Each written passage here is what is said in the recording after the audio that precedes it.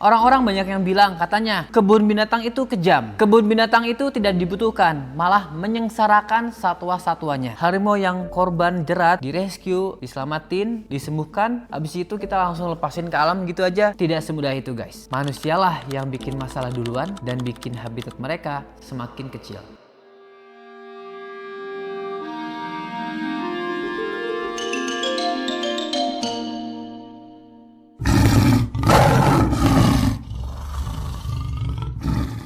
Oke, halo teman-teman semua, apa kabar? Semoga kalian semua selalu dalam keadaan sehat ya. Oke guys, hari ini gua mau bikin konten membahas tentang kebun binatang. Orang-orang banyak yang bilang katanya kebun binatang itu kejam. Kebun binatang itu tidak dibutuhkan, malah menyengsarakan satwa-satwanya. Tapi di sisi lain ada juga yang bilang kebun binatang itu penting untuk menyelamatkan satwa. Tanpa adanya kebun binatang bakalan ada satwa yang punah. Kebun binatang adalah benteng terakhir pertahanan konservasi satwa liar. Jadi sebenarnya dari kedua itu mana sih yang benar? Tapi gimana kalau dua-duanya benar? Dan gimana kalau selama ini kita salah memandang tentang kebun binatang? Adanya kebun binatang ini adalah topik pembahasan yang sensitif gak cuma di Indonesia tapi di seluruh dunia. Tapi kita akan bahas pro dan kontranya kebun binatang. Semoga ini akan membuka wawasan kalian tentang kebun binatang.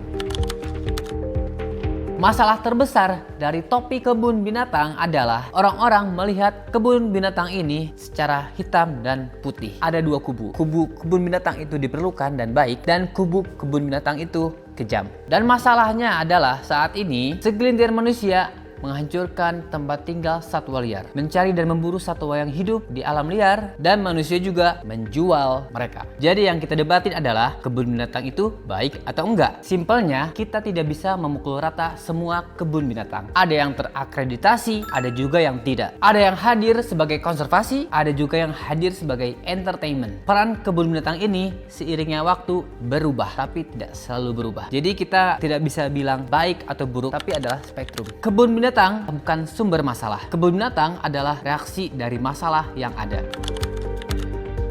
Sekarang gue mau tanya sesuatu ke kalian. Kalau nggak ada kebun binatang, satwa-satwa yang menjadi korban ini harus kemana? Seperti harimau yang disita dari perdagangan ilegal, harimau yang terluka karena terjerat jebakan pemburu, orang utan korban konflik sama manusia yang ditembak di hutan, satwa yang lahir di lembaga konservasi dan tidak bisa dilepas liarkan kembali ke alam, satwa yang cacat dan tidak bisa dilepas liarkan kembali ke hutan, dan lain sebagainya. Banyak banget kasusnya, salah satunya di negara tercinta kita ini, di Indonesia. Mereka itu nggak bisa begitu aja dilepas liarkan kembali ke alam guys. Nggak bisa yang seperti kalian pikirkan kayak harimau yang korban jerat, direscue, diselamatin, disembuhkan, habis itu kita langsung lepasin ke alam gitu aja. Tidak semudah itu guys. Mereka harus bisa survive di alam liarnya, mereka harus bisa punya insting bertahan hidup di alam liarnya, dan mereka harus punya habitat yang layak di alam liarnya. Kalau kita melepaskan begitu aja ke alam tanpa penelitian dan perhitungan yang tepat, itu sama aja seperti membunuh mereka. Dan ini semua bukan teori, ini adalah kejadian nyata dan sudah ada penelitiannya yang membahas tentang ini. Di Kalimantan, di Sumatera, banyak orang utan yang kehilangan habitatnya karena deforestasi. Ada juga yang ditembak karena dianggap hama. Bahkan ada kasus di tubuh orang utan ditemukan peluru senapan guys. Jahat banget orang-orang. Nah, contoh satwa seperti ini dalam kondisi dan situasi seperti ini, dia tidak bisa dilepas liarkan ke alam karena sedang terluka dan lain sebagainya. Akhirnya kemana? Akhirnya masuk ke pusat rehabilitasi atau fasilitas yang dikelola oleh manusia. Kita bahas contoh kasus lagi ya. Di beberapa tempat gajah masuk ke pemukiman. Karena apa? Karena habitatnya sudah diambil. Akhirnya yang terjadi, gajahnya ada yang mati, ada yang dibunuh, ada yang dipindahkan, ada yang masuk sanctuary atau ke kebun binatang, dan lain sebagainya. Jadi ini bukan soal kebun binatang itu jahat, tapi manusialah yang bikin masalah duluan dan bikin habitat mereka semakin kecil.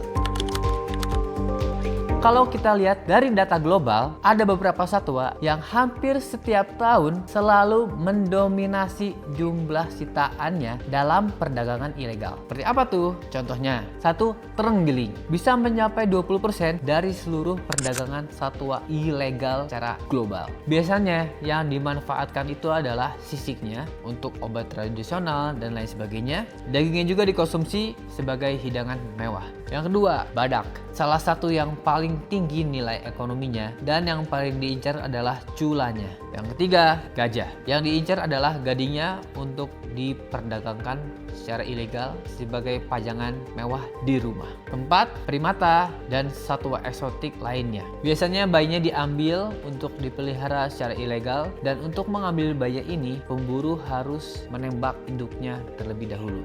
Kejam banget. Kelima, satwa besar seperti harimau yang tujuannya di offset dan dipajang di ruang tamu rumah untuk kemewahan. Pertanyaannya, jika ada satwa yang diselamatkan dari perburuan ilegal ini, mereka mau dikemanain? Dengan trauma, luka, dan sakit yang mereka alami selama ini? Kalau dilepas begitu saja, belum tentu survive. Kalau nggak dirawat, bisa mati. Nah, disinilah peran fasilitas seperti kebun binatang dan pusat rehabilitasi satwa diperlukan.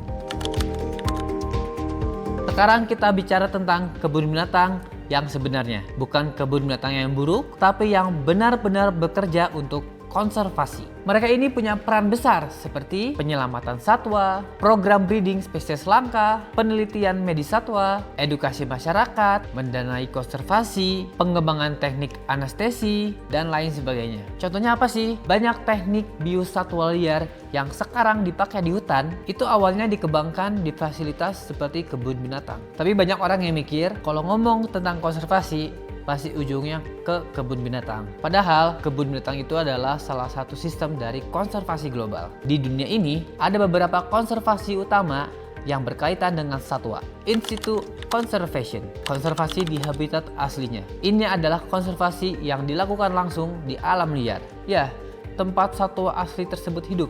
Contohnya nih, kalau di Indonesia, Taman Nasional Ujung Kulon yang fokus pada konservasi badak Jawa, Taman Nasional Komodo yang fokus konservasi pada komodo, dan taman nasional lainnya. Satwa itu hidup secara alami 100%. Perilaku liarnya tetap terjaga. Ekosistem tetap seimbang. Ada mangsa, ada predator.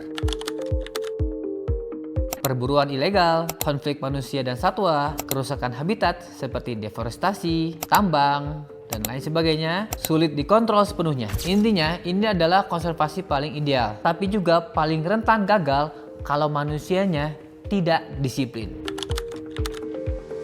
Konservasi di luar habitat aslinya. Contohnya apa aja nih? Kebun binatang, penangkaran, pusat rehabilitasi, pusat penyelamatan satwa, dan lain sebagainya. Nah, konservasi ex situ ini sering menjadi backup plan. Untuk apa? Untuk kejadian seperti populasi di alam terlalu sedikit, habitat sudah rusak, satwa korban perdagangan ilegal, bencana alam, dan lain sebagainya. Lebih mudah dikontrol, bisa menyelamatkan spesies dari kepunahan cepat, bisa edukasi masyarakat luas, kesejahteraan satwa terjamin, pakan selalu ada, kesehatan juga terjamin oleh dokter hewan. Satwa tersebut akan ketergantungan dengan manusia. Tidak semuanya bisa dilepas silakan kembali ke alamnya. Resiko kehilangan perilaku liarnya, ruang yang terbatas. Jadi intinya, konservasi ex situ itu bukan mengganti alam, tapi sebagai penyelamat ketika alam sudah tidak aman.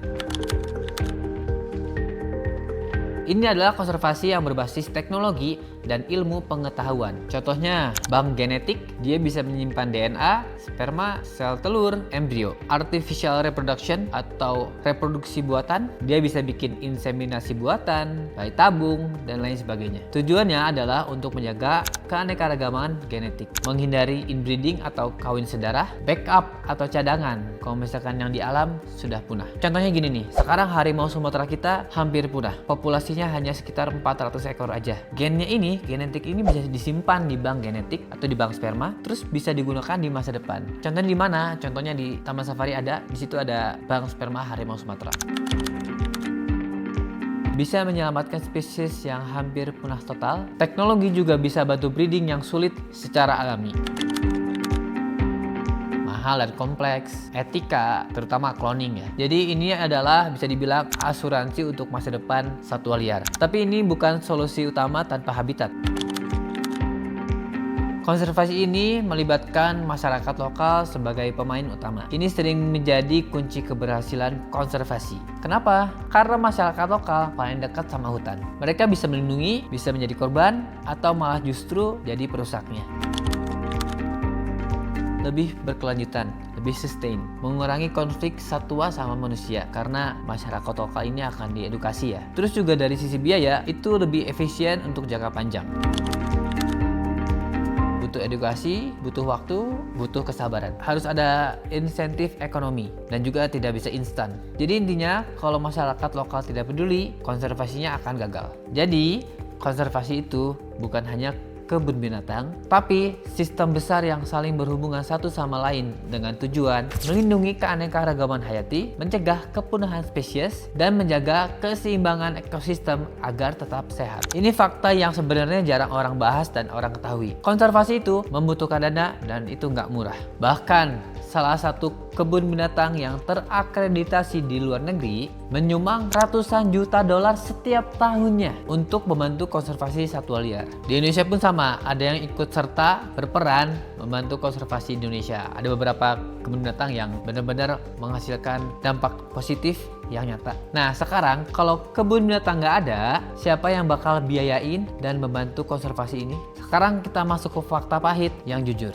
Bahkan kebun binatang terbaik pun tetap mengambil sesuatu dari satuannya, seperti kebebasan mereka, ruang mereka, insting liar mereka, lingkungan alami mereka. Dan ini tidak bisa dipungkiri dan tidak bisa dibantah ya guys. Tapi kebun binatang yang bagus akan berusaha semaksimal mungkin untuk memberikan yang terbaik untuk menjunjung tinggi kesejahteraan satuannya. Makanya ada orang yang bilang harga yang dibayar terlalu mahal, dan itu valid. Nah, masalah terbesarnya ya sekarang, di sisi lain, alam liar kita ini di abad 21 udah nggak aman. Kita saat ini sedang hidup di masa habitat hancur dan deforestasi yang semakin luas, kepunahan massal, perburuan ilegal, perubahan iklim, krisis biodiversitas. Jadi pertanyaannya bukan lagi tentang kebun binatang itu baik atau buruk. Tapi tanpa kebun binatang kita mau ngapain?